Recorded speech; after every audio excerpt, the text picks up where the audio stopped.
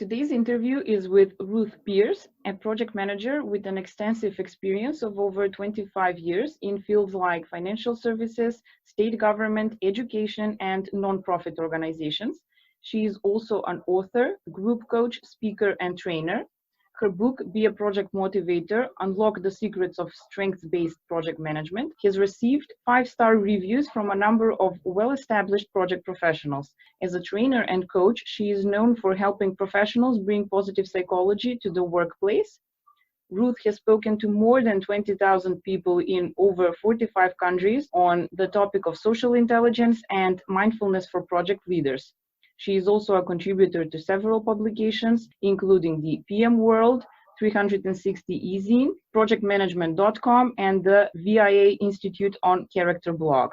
Her articles have been published in Forbes and the Huffington Post, and she has appeared on multiple project management podcasts. Ruth, welcome. Thank you for accepting our invitation and taking the time to do this interview.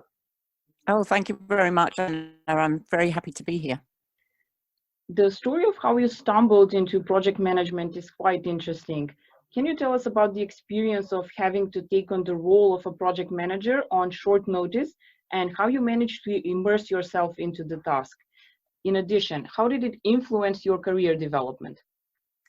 Yeah, so that was an interesting story. I was, for those that don't know, I was on a project in New York City and I was an IT developer, and my project manager was sent home suddenly for reasons we won't go into. And the choice the company had to make was whether or not to replace him with another project manager who wasn't familiar with the client and wasn't so familiar with the project, or whether to take someone like me who knew the project well but wasn't an experienced project manager and give me the role of project manager. And they decided to go with a second choice and send over another technical person to join me because they said I'd already formed a relationship with the client and was already very familiar with where the project was and all of that. And initially I was really, really daunted because project management wasn't something I was familiar with. It wasn't something I'd ever considered. Working with stakeholders, figuring out the scope of projects and so on was just not something that had ever been an option I'd considered. But I was kind of excited to do it too, because when it was explained to me what I'd be doing, I realized that I would have a much worse be talking to the technical people, and I wouldn't just be talking to my project manager. I'd be working with the clients and working with stakeholders and sitting with them and negotiating a little bit on what's included in the project and what's not. And I thought I would give it a go, and I wanted to help out in this difficult situation with my colleague being sent home. And so I was sort of excited and nervous in equal measure, and it went very well, largely because of other people. People were extremely supportive. I was very open about the fact that this was my first experience of project management, and so the client sat down with me and spent lots of time. Multiple stakeholders in the client's organization sat down and spent a lot of time orienting me to the purpose of the project and why the project had come about in any of that context before. So I was very interested in that. And in terms of my career development,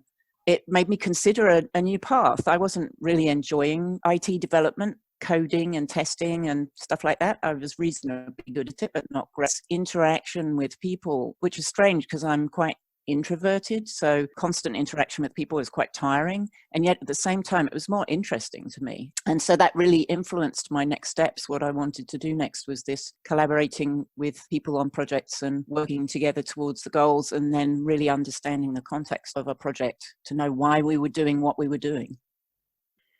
For more than 20 years, you have had the chance to work on large-scale projects in financial services, software houses, state government, education, and for nonprofit organizations.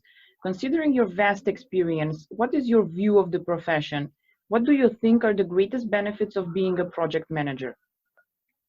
Vast experience. That's a very generous description. Thank you. My view of the profession is that we have a great opportunity to change our position. I think traditionally, not everywhere, but traditionally there's a sense of project managers being the people who track tasks and check in with people, and they can sometimes be perceived as a little annoying because they're always checking in and saying, you know, are you done yet? Are you done yet? And I think we have an opportunity to really influence the culture in workplaces. I've seen project management teams and large teams where they've really influenced how people work and how people work together in a very positive way. And as you mentioned at the beginning, I use positive psychology and help practices into the workplace. And these small changes that any person can do really make a difference. So rather than having to wait for an organizational shift or a cultural change in the leadership of an organization, I think project management and the ethos of their piece of the organization in the way that they work with people. And a lot of it comes down to them having self-awareness and having a sort of inclusive approach with people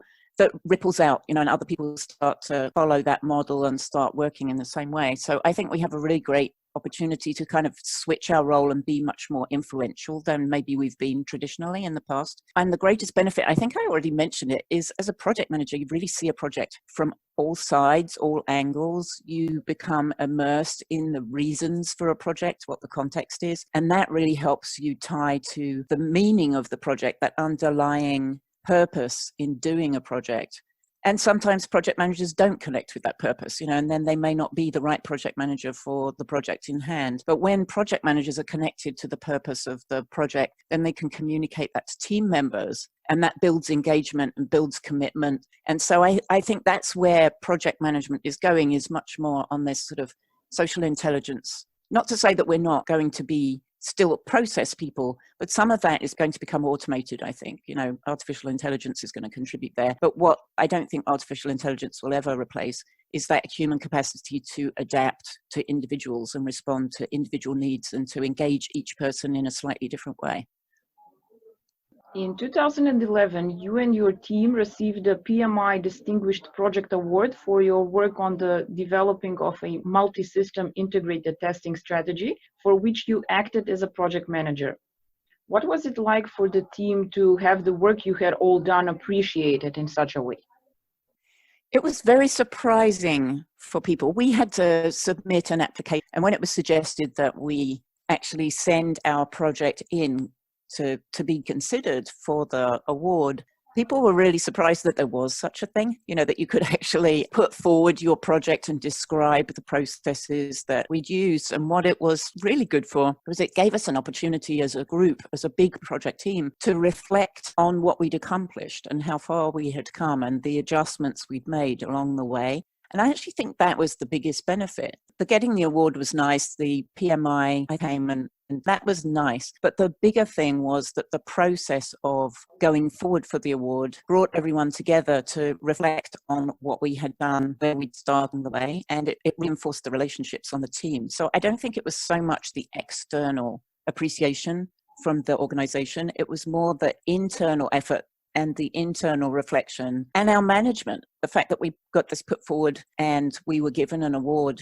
made our management look and say, wow, this project is more than just getting a project done. Other things have happened too. And so it was that kind of internal appreciation and reflection that really counted for a lot. You have experience as a coach and trainer of both online and in-person courses. What is the difference between both types of courses in terms of their success rates? That's a really interesting question. When I was considering this, I was not sure how to answer, because I think the biggest factor in success of courses is the engagement and participation of the individuals who sign up for courses. People very often are attracted by the description of a course that maybe they think it's going to give them a sort of recipe to tackle a situation or resolve a problem or whatever it is. And people who come to courses with curiosity and wanting to dig deeper, and particularly people who come to courses wanting to find out for themselves how they relate to the content, regardless of what kind of course it is, those people will be successful because they're going to be introspective, they're going to do the work, they're going to probably go beyond what's recommended. And people who come really to get another accreditation or to put a stamp on what their accomplishments are probably going to be less successful because their motivation is different. Now, it's not one size fits all, and different people respond different ways. And in terms of online and in person, they each have their benefits and their challenges. So online courses are giving people access to so much. It doesn't matter where you are and you can participate in a course. I've had people take training courses with me that are dialing in from Australia we're doing the course at 6 o'clock in the evening and they're doing it at 10 o'clock in the morning the next day. And it's really, the online aspect is very powerful. And with the new collaboration tools, like we're using Zoom today, I quite often use Zoom for training classes, and we can be on camera, people can see each other. It can be very, very engaging. So online has that potential of making it very accessible to people. And at the same time, there is something about being in person, being in the room and working together with people side by side that just feels very different. And so that is a huge benefit too. It's just that there's a bigger commitment very often if you're going to do something in person, because people have to get to a location and they have to be available at the specific times and so on. And that can be a little harder to accomplish. But I think there's a huge benefit to being in person and going through at least part of the training live. And what I've seen is a lot of blended courses work well, where a lot of it is done online, but maybe at the beginning and the end, there's a sort of immersion piece where there's a coming together in person. And I've even seen some mindfulness and retreat type work done online and be very successful, as long as the people are committed to spending the time doing it. So it can be very, very successful, and either one of them can not. So it really depends on the person leading the course and the people participating. How important is it for professionals that aspire to become project managers to acquire any of PMI's certification? And what are the benefits for project management professionals to keep earning PDUs after obtaining such certifications?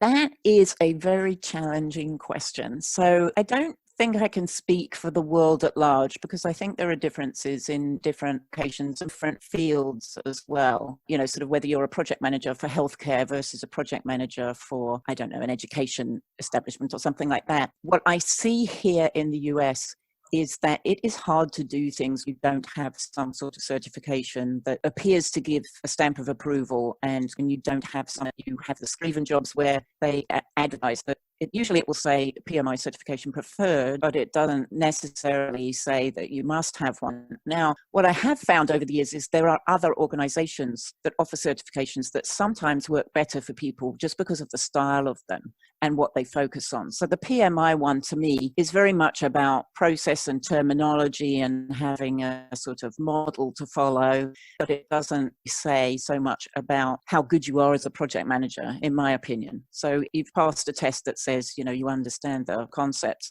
There are other certifications from other organizations, and ones that come to mind are IPM, that are more personalized and more related to performance and some sort of measure of performance. And they can be very interesting to people as well. And very often they will be treated as an equivalent certification. If you're going for a job, you say, you know, I don't have a PMI certification, but I am an IPM, that will count in many cases. So I encourage people to look around and see what's them. Going back to that last question of what kind of courses, what kind of training is going to be beneficial, and not just look at the certification itself, but what's the combination of the steps to get there, what will those steps give you in terms of experience and training, and then what will you end up with at the end of the day in terms of recognition of your capacity to be a project manager. So, and as far as PDUs go, again, I think there's definitely benefit to maintaining PDUs once you've put the effort in to get a PMP or an ACP or PGMP or any of those things. For me personally, I don't know why you wouldn't keep it up. There are lots of ways of doing that to get your PDUs, and it's a pretty long learning cycle, so you have time to do it. And those PDU opportunities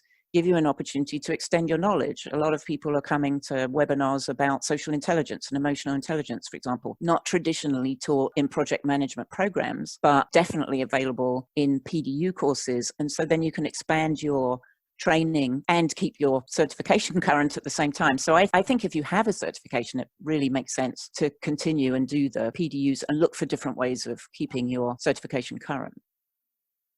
You're an advisory board member, consultant and trainer at the Institute for Neuro and Behavioral Project Management. In your experience, can you tell us how human factors affect the project outcome?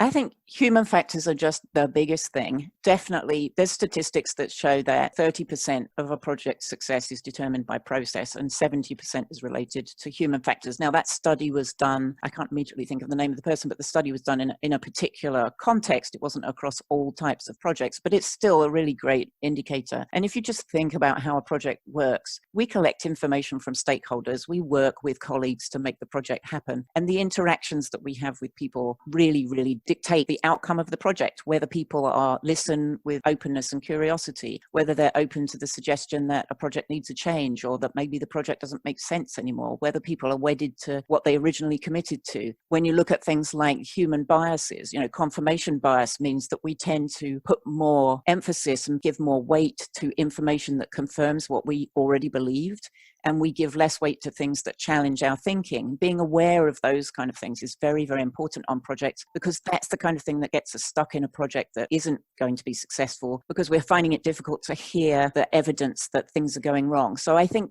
those human factors, there's the positivity bias, we all experience it, that idea that something is going to get done much more quickly than it ever is done, so we tend to underestimate the time it's going to take to get things done. When we're looking at the sort of consequences of a project, we very often only look at the first order consequences. We want to get this done and this is the benefit we're going to get. We don't think about some of the second and third order consequences, and that's human nature, that we have a tendency to focus in certain ways. There's a great book by Carole Osterweil, who's a British author, about walking in fog, and she talks about the effect of what we know from neuroscience and what that has to do with the way we run projects. And it's a little tiny book, it's about 40 pages, but it gives you a really great overview of how human processing, mental processing, impacts the way we tackle projects. And I just think it's a great book for people to look at in order to have just a basic view of what are we up against. When we sit down with a group of people, there's groupthink, there's all sorts of things, and being aware that those human factors come into the decisions we're making can help us move towards making better decisions and therefore getting better project outcomes.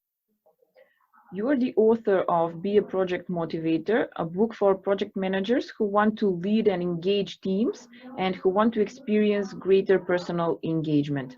What is the best way for project managers to become great motivators?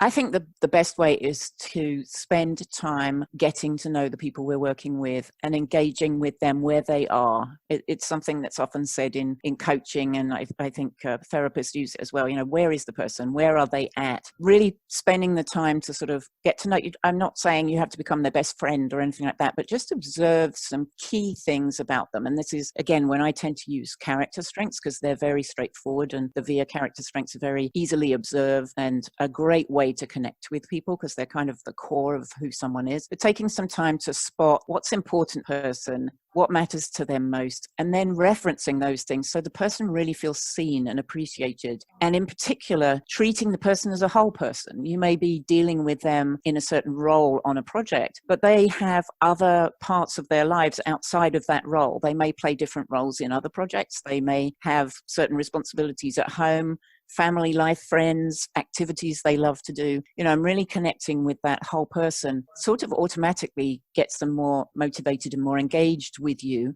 because they feel seen and appreciated as an entire person and not just as a commodity that serves a purpose on a particular project. And that, to me, is the simplest thing. Get to know yourself, get to know the people around you a little better, and take a moment to appreciate things about those people that are maybe beyond just the role they play in the project. And you'll see that people blossom. They seem to grow, when they're seen in that way. And it's very motivating. And it's not just motivating for them. There's the effect on us as well. It feels good when we spot positive things in other people, and it's not to ignore weaknesses, it's not to ignore challenges, but to start from that position of what's something really strong and positive that you see in the person in front of you. It just makes a really good connection with them. In this book, you speak to project managers and teams about social intelligence, communication, character strengths, team building, and mindfulness. How can people that work in teams become more engaging with the people they work with? Is it possible for introverts to enhance their communication skills as well? That second one's a really interesting question. I'll very briefly answer the first one. So the first question about how people can work, I've sort of touched on it in the previous answer, but I think if you could only choose one thing, if someone was to say to me, what's one tool I should use? I would say take a look at character strengths. They are very clear, easily observed. There's 24 of them. We all recognize what the words mean. We have a sort of intrinsic sense of what each of those strengths is. And with practice, they're very easy to spot. And you can't go wrong. They're all positive. So if you say to someone, I really saw your kindness today, and they don't typically think of themselves as a kind person, no one's ever going to turn around and say, I don't want you to think I'm kind, or no, that isn't possible. They're going to be pleasantly surprised. So I think the character strengths is a really great way for any team member to become more engaged with the people around them. And you'll see that it ripples. If you do it, you'll see that it spreads from one person to another.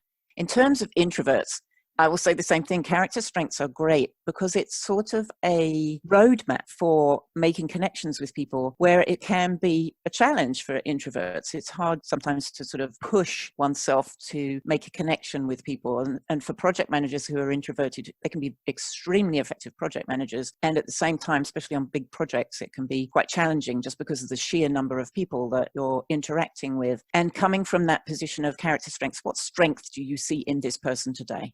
What's one strength that you noticed in your interaction with them, and then tell them about it. And it's this sort of almost like a formula that can become very, not automatic, not autopilot, because that wouldn't be mindful, but it can become more and more comfortable as you use that technique of what did you see? What did that look like in terms of a strength? Why do you appreciate it? And just make this habit of once a day picking one person and giving that feedback. And again, you'll see it ripple, which feels very good. People will start to do it to each other. And as you get more comfortable with it, it becomes more natural. You start doing it without having to sort of plan it and think it. And you're automatically making a connection with people, which makes communication so much more straightforward. So I find that introverts actually really love working with character strengths because it gives them, as I say, a roadmap to make that connection with people that seems straightforward. You are a certified coach trainer at the Center for Coaching Certification, where you lead certified professional coach and certified master coach training courses. What would your advice be to project management professionals that would like to step up and share their expertise with others, but do not know how to begin? I think one really great way to explore possibilities is to connect with some sort of professional organization. So in my particular case, I'm located somewhere that has a very active, pretty large PMI chapter. It's a fantastic group, and they're very open to suggestions and ideas of new things to bring forward that maybe aren't typical for a project management organization to explore, because they're always looking for new experiences for people and new ways for them to explore their thinking and so on. There's also organizations like, Toastmasters, the international speaking organization, is another great place to really sort of look into how to present information that you have and where might you present it, how do you bring it forth, and so on. I know in the US there's the National Speakers Association, and I'm sure there's equivalent places in other countries as well, other organizations, but find a professional organization. Some of the human resources organizations are really open to people coming in and speaking. So explore those professional organizations. And also another favorite for me is to connect with people on LinkedIn. I've found that I've made some really, really good connections through LinkedIn and had some really interesting opportunities. It takes time. It's not something that happens overnight. And people tend to focus very much on how many likes are they getting on their posts and things like that. I've found it's that someone posted this on LinkedIn the other day, that it's the people who quietly appreciate your work that you get the biggest benefit from. And it's absolutely true. I'll get contacts from people who will say, have you thought of doing this? Or do you have any interest in? And it's a new way of bringing forth what I do. So exploring outside of your current organization and looking for other ways to build a network. For a while, I was a member of the Elevate Network, which was a women's network in the US. Things like that, finding a network that supports the thing that you're interested in and then building connections through them is a really great way to bring forth your expertise in new ways. As a representative of women in project management, what would your advice be to all women in leadership or to any woman who aspires to build a career in project management? How can women gain self-esteem and feel empowered in both their personal and professional lives? One thing I would say is to read some of the articles about some of the recent research on leadership and the qualities that women bring to leadership roles. There's a change going on at the moment, I think, in terms of understanding who are the most effective leaders. And there's a lot of focus now on things like humility and social intelligence and connecting with people, motivating people, understanding their motivation, and not just pushing people to do things a certain way or to do certain things, but to sort of partner with them and bring them along with you. So it's more of a collaborative leadership style than a sort of the leader being in front, leading the way. And women traditionally, and I don't want to generalize because it depends on the person and everyone's an individual, but women's roles traditionally have been those sort of collaborative roles. You know, we're kind of, a lot of women are brought up in a way that means that we partner with people, we work alongside people, whether that be our children or our partner or whatever. And we can bring those things that are core to us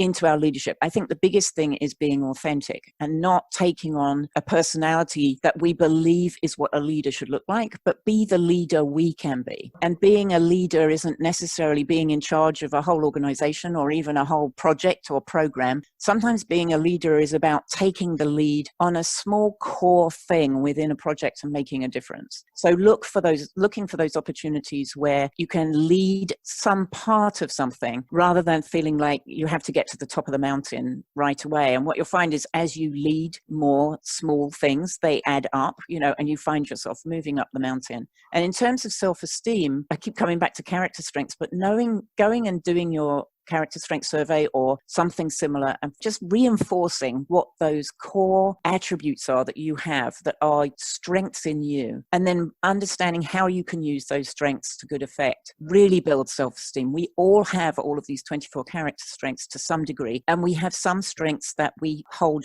very strongly and use most of the time. What can you do with those? How do those strengths help you? Every leader is different. There's no magic recipe that says this person can be a leader, in my opinion, and that this person can't. It's knowing how to use your strengths in a leading way effectively. As I say, be the leader that you are, not the leader that someone else says that you should be, you know, being true to yourself. What advice would you give to all young people and professionals who wish to advance in their career and become successful project managers? Be patient, network with people, take on different opportunities for projects, get a wide range of experience of projects, even if that means maybe taking on a pro bono project or something that is very different, so that you experience different kinds of people that you're going to work with, and also you experience different pressures and different environments. You know, different environments work different ways in terms of the speed that things get done and the budgets that are available and so on, and really understanding those things is really helpful. And then really focusing on people. I think successful project managers are those who really understand their people, you know, learn about social intelligence, learn about emotional intelligence, learn to see the strengths that people have, connect with people on that strengths-based level as often as you can, as early as you can, so that it becomes second nature. And you'll find as you move through your project management career, that will pay you dividends. It's about the people in the end and what they will get done. And when you really connect with people, they'll run through walls for you. And as a project manager, you can't do better than to have resources that will go that extra mile and really put in the extra effort. And it's about connection with people. It's not so much about process.